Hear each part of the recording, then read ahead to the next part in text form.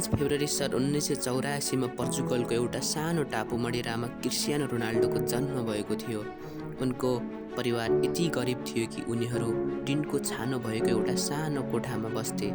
बुबा मालीको काम गर्थे भने आमाले अरूको घरमा खाना पकाएर पारिवारिक पाल्थिन्। रोनाल्डोसँग खेल्नको लागि फुटबल र राम्रो जुत्ता समेत थिएन।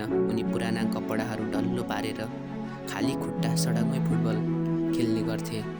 खेलप्रति उनको लगाव देखेर 12 वर्षको उमेरमा पोर्चुगलको स्पोर्टिङ लिस्बन क्लबले उनलाई छान्यो। तर यसका लागि उनले आफ्नो आमा बुबा र घर छाडेर टाढा जानुपर्ने भयो। राति आमाको यादमा सिरानी बिजाउँदै रोने 12 वर्षको त्यो सानो केटाले मनमा एउटै सङ्कल्प बोकेको थियो, म एक दिन ठुलो मान्छे बनेर परिवारको गरिबी हटाउने छु। तर 15 वर्षको उमेरमा उनलाई एउटा ठुलो झड्का लाग्यो। डाक्टरले उनको मुटुमा समस्या भएको र फुटबल खेली ज्यान जान सक्ने बताए। तर रोनाल्डोले हार मानेनन्। उनले जोखिम मोलेर मुटुको शल्यक्रिया गराए र निको हुने बित्तिकै फेरि मैदानमा फर्किए। उनको एउटै मन्त्र थियो, हार्डवर्क, यानि कि कडा परिश्रम।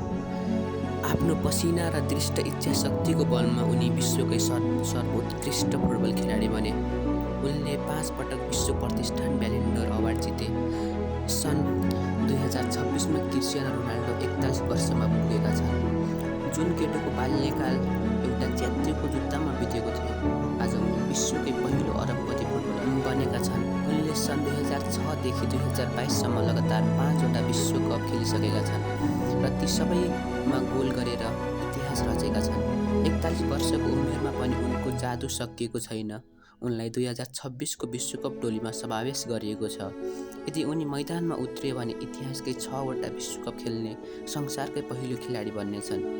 एउटा च्यातिएको कपडाको बल खेल्ने गरिब केटो आज आफ्नो मेहनत, त्याग र कहिले हार नमान्ने जिद्दीका कारण विश्वकै महान फुटबल परेको छ। 41 वर्षको उमेरमा पनि क्रिस्टियानो रोनाल्डोको आँखामा एउटै अधुरो सपना छ, 2026 को विश्वकप ट्रफी चुम्ने र आफ्नो देशलाई विजेता बनाउने।